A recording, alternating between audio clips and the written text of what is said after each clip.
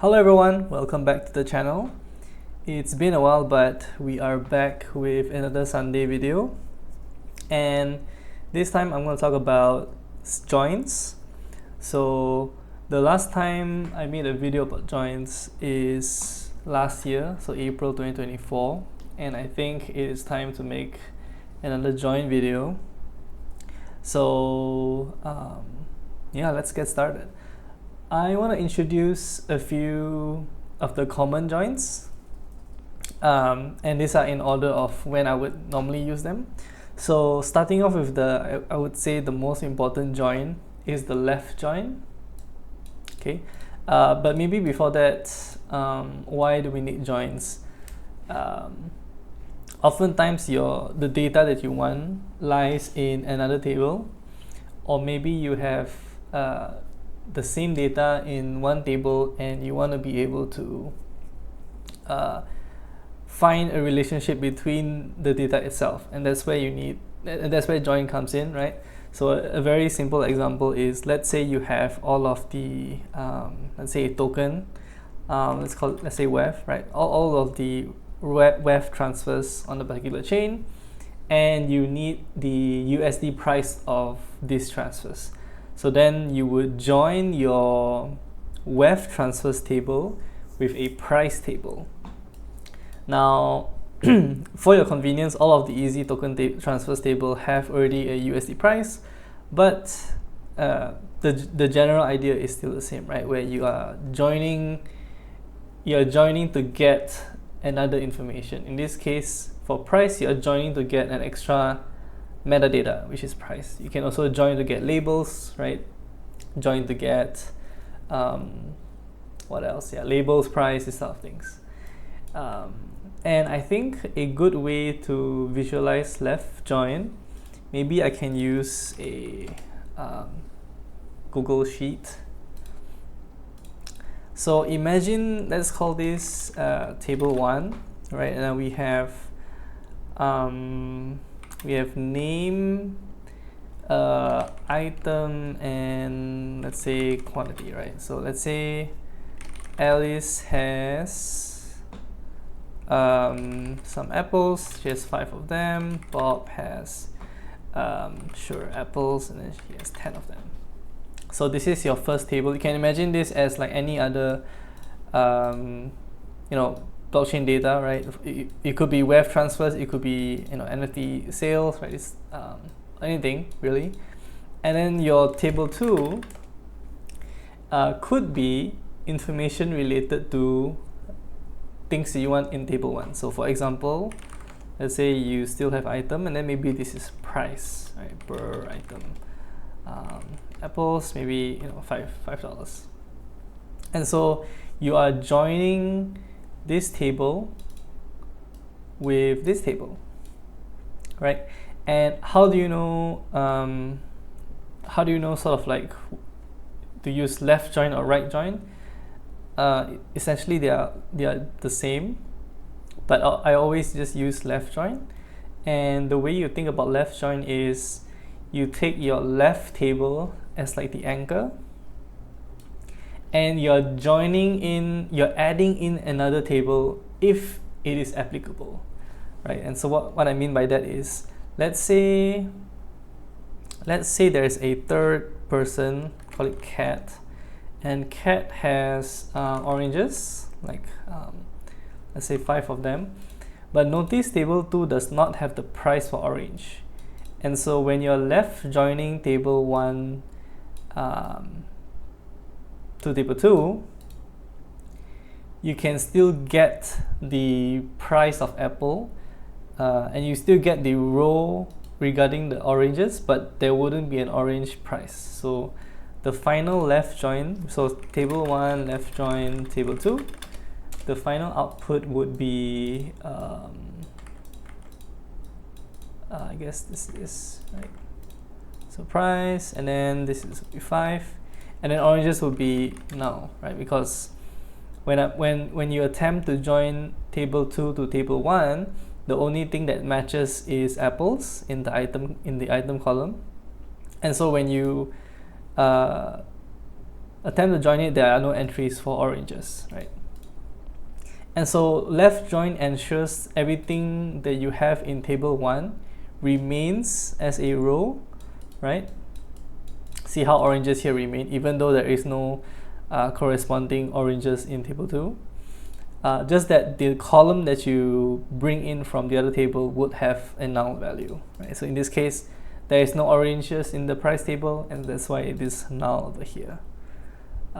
So that's left join. A lot more other reasons to use left join. One example is, so I have a example here for an NFT transaction on looks rare, and if you go to the event itself, so this is what the event of the sale looks like. There is who is the bidder, who is the recipient of the NFT or the sales, right? And then you have a part here called fee recipients.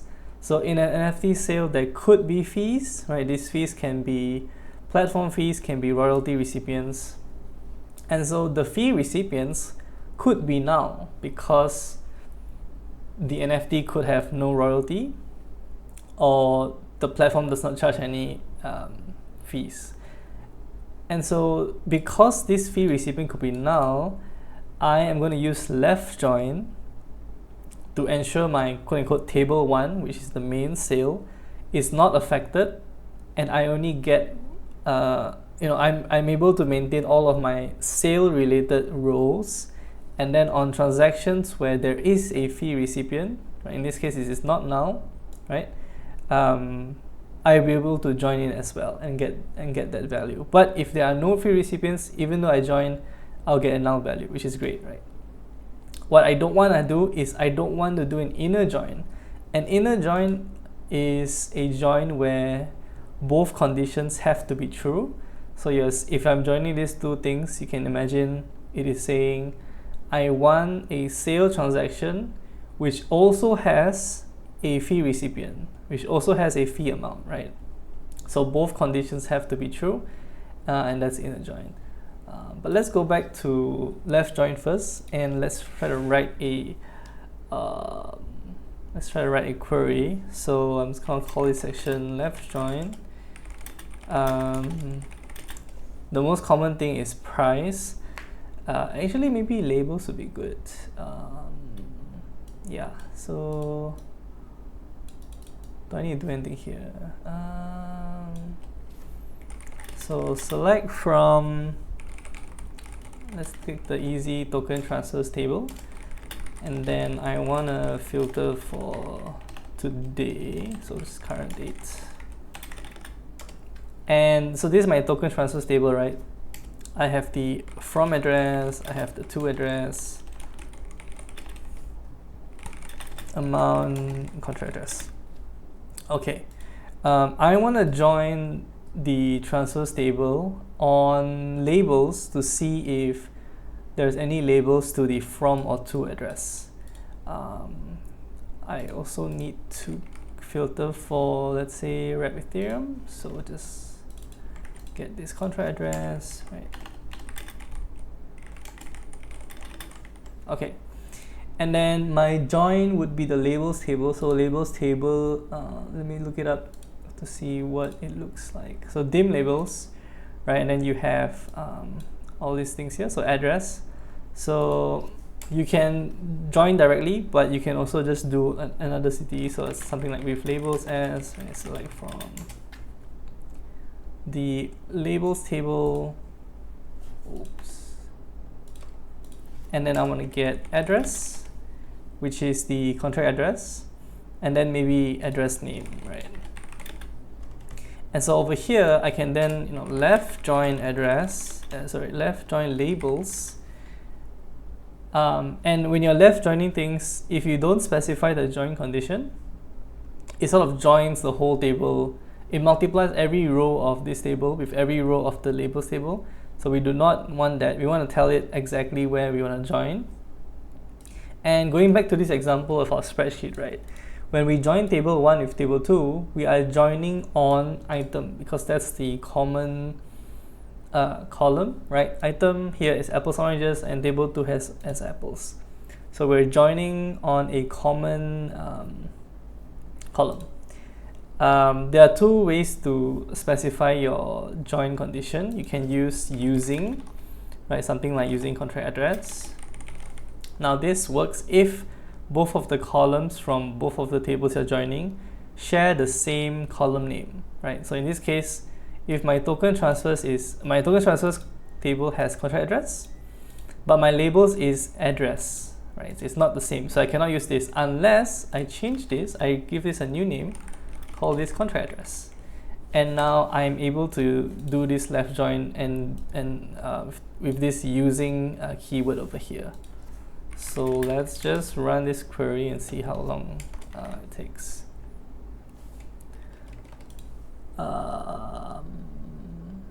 What else am I missing? Oh, I'm missing the actual address label, so address name. Okay. So yeah, so because these two tables share the same column, which is contract address, I can do this use this using keyword. If not, it would have to be something like, you know what, I'll show you in a bit. Let's first review the results.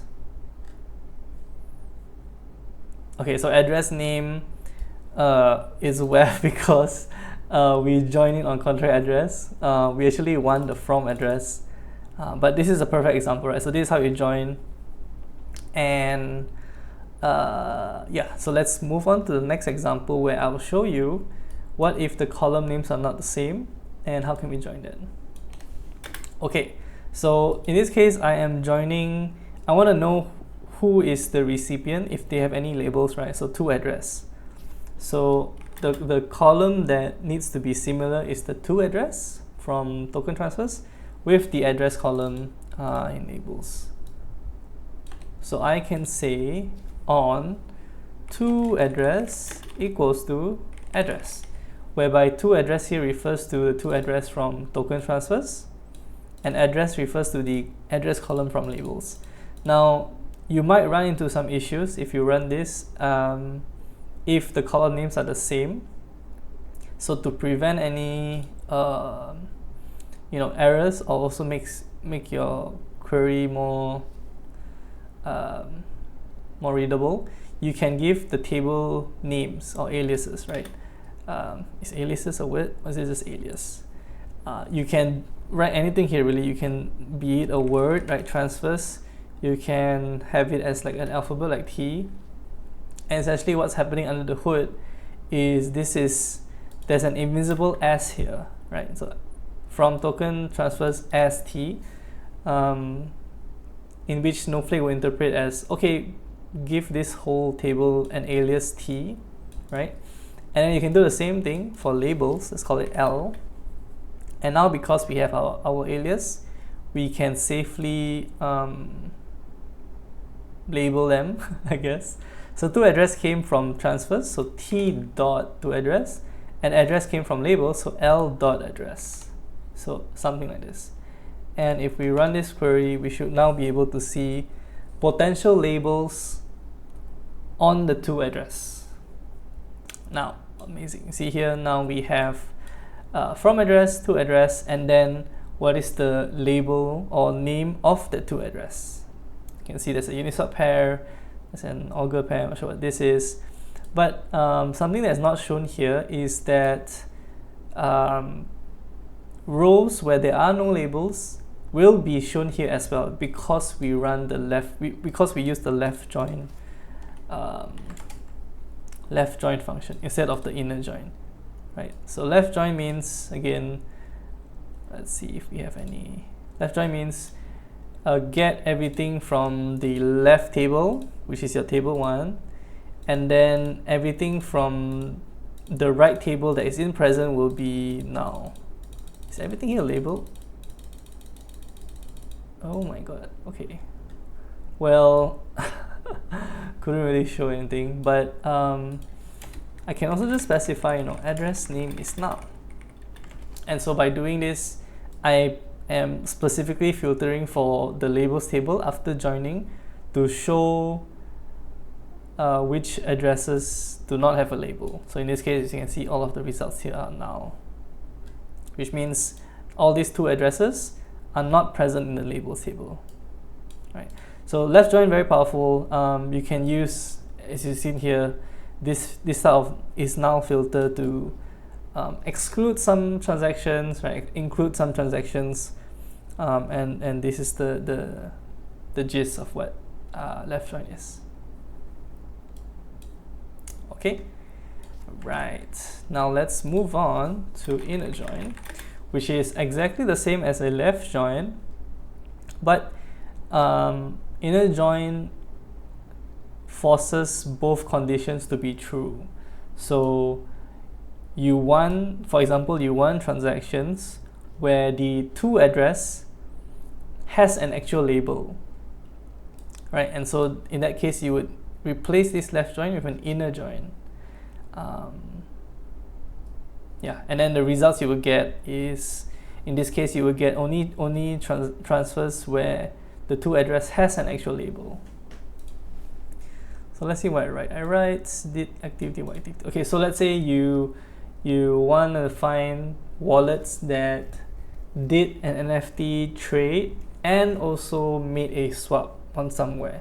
So that's when you would use an inner join, right? So let's try to simulate that. So I'm gonna say with NFT sales as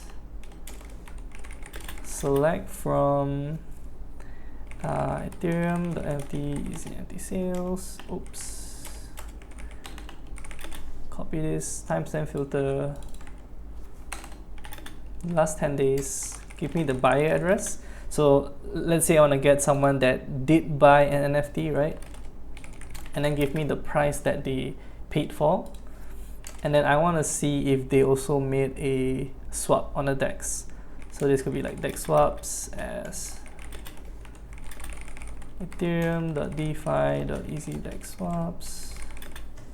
Same thing, block timestamp. And if I'm not mistaken, in the easy DEX swaps, you have to use there is no standard as to identifying who is the actual person that swapped, because of really it can be anything. And so I'm going to just use the TX2, which is who receives the swap at the end, right? So either TX2 or maybe even origin from address. So this is one of the rare times I would use origin from address, which is the initial address that initiated the transaction. Right? And then this would be amount in USD, right? Assuming it is not null. And let's say amount, oh well, we'll just leave it up. Okay, so let me just filter this further to 3. And I want to, for example, I want to get all users who bought an NFT and did a DEX swap. So I want to get what is, I want to know a list of all those users, right? So I would say something like this as NFT price paid, right? And this is like token swapped amount USD. Sure. So how I would do is you would just select the table, so NFT sales, inner join, DEX swaps, right? And fun fact, if you leave out the word inner, Snowflake would assume this is an inner join. So you can just leave it as join, but for readability, I would always just write inner join. So select from NFT sales, inner join, DEX swaps. Now what's missing here is the join condition. So because these two columns are not the same, you can do the same thing that I just showed earlier, which is give the table an alias. So n and then d, right? On n dot by address equals to d dot origin from address. Or rename these two columns, right? For example, let's call this as address, and call origin address as well. Now when I inner join, I can just say using address. Now if there are more conditions you can join on, you will just list them with separated by a comma, like so. Right? Address, right? Token ID, right? So on and so forth. Okay, so I'm inner joining, which again means I want addresses who did an NFT sale in the past 3 days and did a swap in the past 3 days. And I want to know what is the price they paid for NFT and what is the price, the USD price of the token that they swapped. So let's run the query. Oh, okay. So we see here several things. One is we see that there are duplicates here, right? This address paid for this NFT in the particular transaction, paid for this NFT with this price in USD, and also did a swap for this price in USD.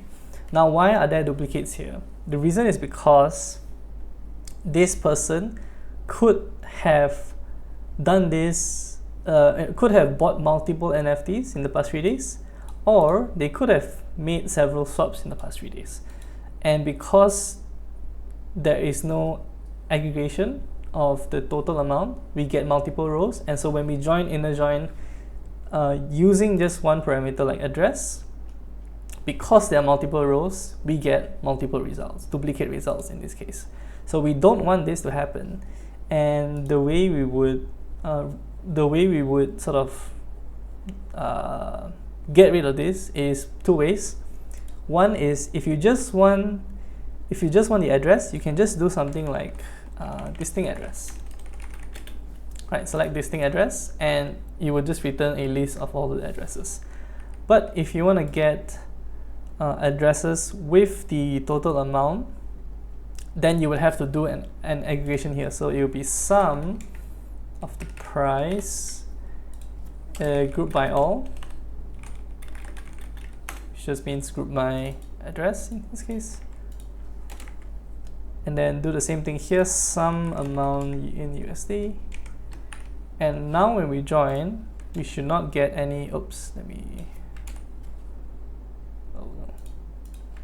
Now when we join, we should not get any duplicates because we have already did a summation.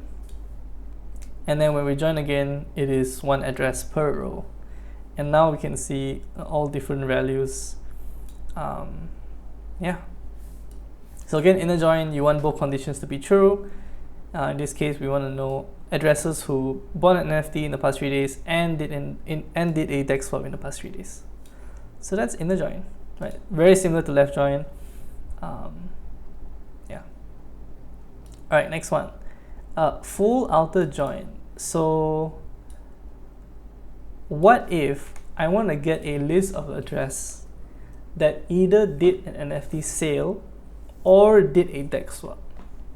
So in that case, you would use a full outer join. So I'll show you how it looks like. Let me just copy this because the code will be the same. So full outer join. So before we do that, what is a full outer join? So let's say I'm going to use my spreadsheet again. So let's say I have table 1, say for cost as NFT sales. I have a name, I have let's say amount. Alice, bought in let's say amount USD, right? Bought $500 worth of NFT, and then Bob did 100, and then I have another table clue, which is amount of tokens, DEX swaps that they perform. Again, name, amount USD, and in this case we have Alice, but we also have cat, right? So maybe this is 10, this is 20, right? So my goal now is I want to get all names or all addresses of people who either bought an NFT or did a DEX swap. So either or. So when I do a full outer join on the name column, what the query is doing, it is taking every possible name. So it could the final result would be something like Alice, Bob, and also cat. So it's sort of unioning the results together. Okay. Yeah, let's see what that looks like. For the join, DEX swaps. okay, here.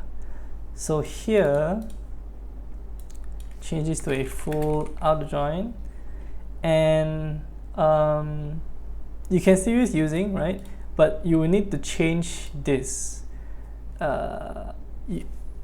Most of the time when you use full outer join, you are getting something from table 1 and something from table 2. And so if you don't specify get from table 1 and table 2 in the column, you will not get all the addresses, I think.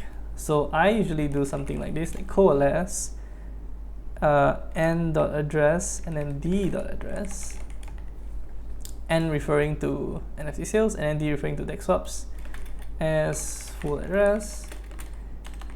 And so this way, even if the address, one of it does NFT sales but did not do a swap, it will still be considered, it will still be pulled down as an address. So let's see our results. So in this case, you can see this person did a DEX swap but did not buy any NFTs, right? So let's go through. Okay, so we have another example where this person did buy an NFT and made a DEX swap. In this case, this person did not do either. So this tells you that you might need to filter out where the price is non-null, and so you were able to filter out rows like this. I'm trying to find a row where no, it's not. I'm trying to find a row where they did pay for an NFT but did not swap. Not getting such row, but yeah, so that's basically how you do it.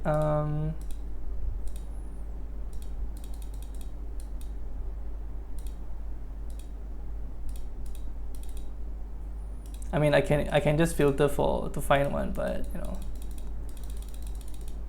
yeah, I don't know why. Yeah, it looks like everyone who bought NFT did a swap as well. That is suspicious.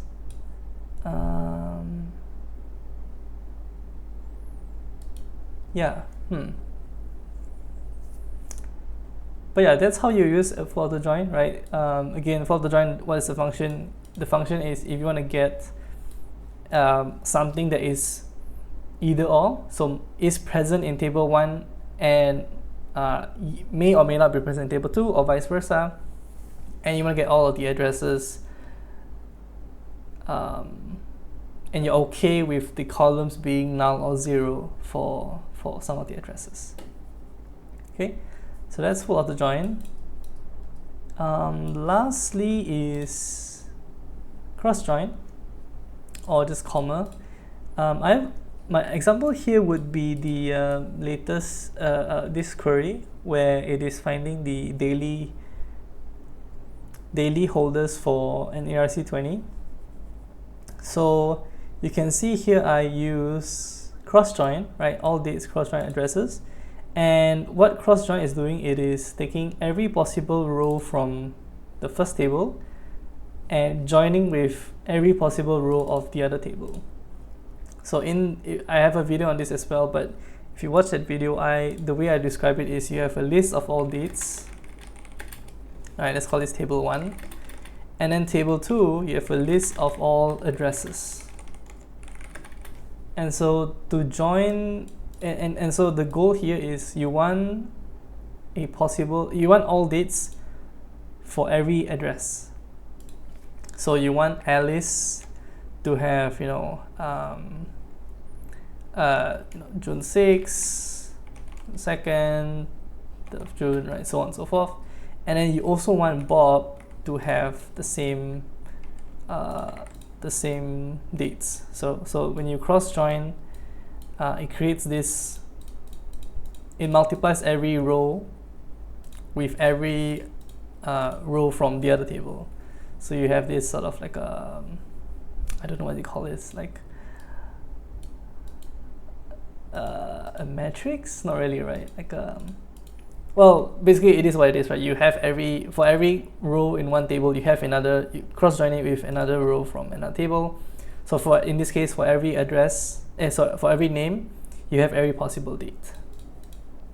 And the reason for this is because we can then say maybe this is like a 0, this is like a 2, a 1, and this is like a 5, right? We can assign values to these things. But that's the function of cross join. I doubt you would use it. It's not that common. So if you were to ask like which join should you learn, definitely the left join, because the left join itself is like, if you understand left join, you understand inner join, and really I think that's the main joins that you would use. So yeah, left join again, you have your main table, call it table 1, left join it to something else, and that something else sort of provides additional information to your table 1. Could be price, could be labels, right? And then inner join, you want both conditions to be true. Common example here would be, I want to get a list of addresses who did something and did something else. So you have table 1 for the first activity and table 2 for the other activity, and you sort of join those two tables together on address. And then for auto join, you want either or. You want addresses who either did something, activity A, or did activity B, and you want a list of all those addresses. That's when full auto join comes in. I think that's it for the video. I will put a link as usual to this query in the description. And thank you so much for watching, and I'll see you on the next one. Bye.